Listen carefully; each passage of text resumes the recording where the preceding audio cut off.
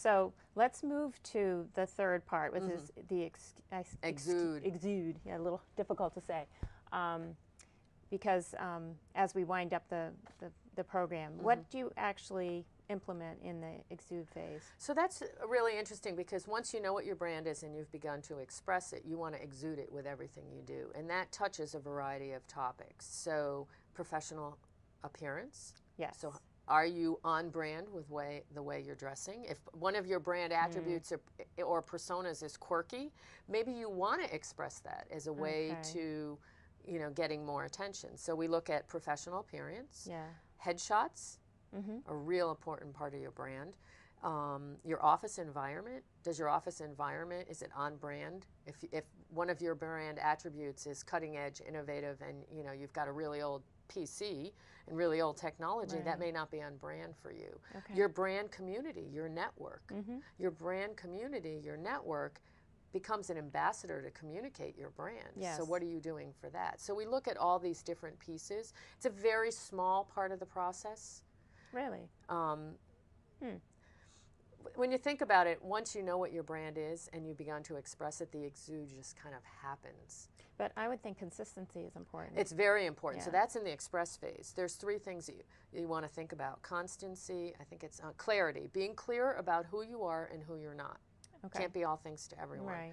Constancy, constantly communicating the same message over and over again. There's a reason why Volvo communicates about safety and security.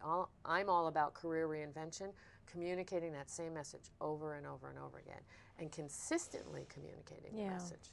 So you have to think about those 3 C's. Do you also talk about, you know, if you're, no matter where you are, you want to be consistent. So for instance, if you're volunteering even at the PTO, or you might be in a more casual environment, if you're trying to exude a certain brand, say you always want to look very professional, so maybe you dress more professionally when you go there as opposed to many of the other people in the room, just because you're trying to be consistent with, you know, that image. Yeah, that the brand. professional image is a big part of the brand, because if you're trying to reach CEOs as part of your goal, and your professional appearance doesn't tap into that, you know, so we work with image consultants as part of this.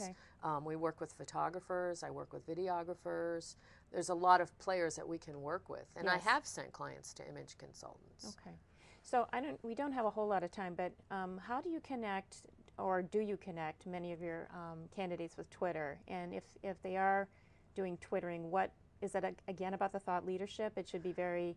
Yes. Because I notice your tweets, for instance, it's always about referring someone to a specific article or a resource, or you're not saying I went to Starbucks for coffee. You know, you've got very my tweeting is all very professional. Exactly. So, and I do encourage people, if they are going to be on Twitter, first of all, they have to understand what it is, okay? Because you don't want to be tweeting all these things that are irrelevant to your target audience. Right.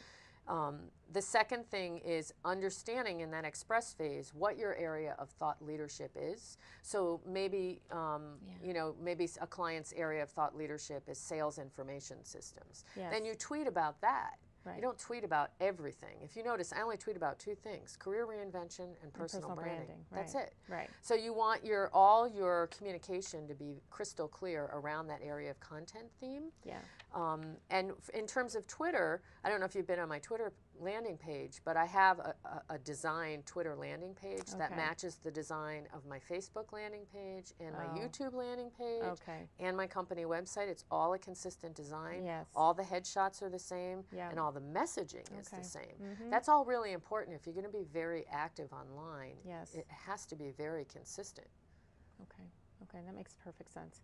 All right, so the process in terms of learning about personal branding is obviously, you know, to either contact you directly, but I also know that you do webinars, and so some of those resources are on your website. Yes, I don't do the webinars anymore. However, I do speak on personal branding. I'm doing 2 presentations or keynotes every month. Okay. They're not listed on my website. However, if somebody signs up for my newsletter, they will get the listing of those events. Okay. So if anybody wants to come to an event and just learn more about it, just sign up on my website for my newsletter, and I list the events every month with the links where people can go. And you're scheduled pretty far out in terms of the keynotes? I've got, a couple months, Okay. February, March, and April is already booked. Okay. So in terms of what a person can do to really kind of gather their thoughts before they even approach you, I guess thinking about who they want to contact in terms of their circle of influence. It's really a circle of influence, right? When Yes, it is. And just understanding that it's not going to, you don't do this in 2 weeks. Yeah, You know, so to understand it's a couple months maybe to do this. Yep. Yep. You know, it depends. If the client's not working, they can get through this pretty quickly. If they're working, it takes a little bit longer. Right. But I tell everybody, you know, brands weren't built overnight. You know, I certainly didn't build mine, and Nike and Coke and all those brands didn't either. But it's an investment in your future. If you're well branded, offline and online, your target audience is going to come get you. As opposed to you pushing on them. So it will help you achieve your goals, but you have to view it as an investment. Yes, yes. Well, I know, you know, even LinkedIn as an example, you can see who's looked at your profile, so you can see what's coming inbound, basically. And obviously, if your branding gets more consistent and more tweaked, I would imagine you'd get more, you know, people actually looking at it because they're putting in keywords or descriptions, right? And there's actually a tool called the onlineidentitycalculator.com, really? and you can actually go in and check your Google quotient and see where you are in terms of the online presence. And then I have people do that at the beginning of working with me, and then, you know, maybe 3 or 6 months later. Right. I was actually talking to a client earlier this week, and when we started, he was not where he needed to be. And he told me this week, he's like, I'm digitally distinct. It's great. I'm so excited because we've been working on it, and he's really been tracking it. And I know for myself, when I started, I wasn't where I needed to be, and you know, now I'm obviously digitally distinct. But well, as we always do at the end of the program, we'll put all your information. Thank you very much. So email, website, phone number. And I can't thank you enough for coming back. It's really refreshing review for us, and it's something that all of us, I think, need to do if we're serious about making a job change or reinventing ourselves. Thank you. All right. Very nice to see you again. Thank you. Thanks, Randi.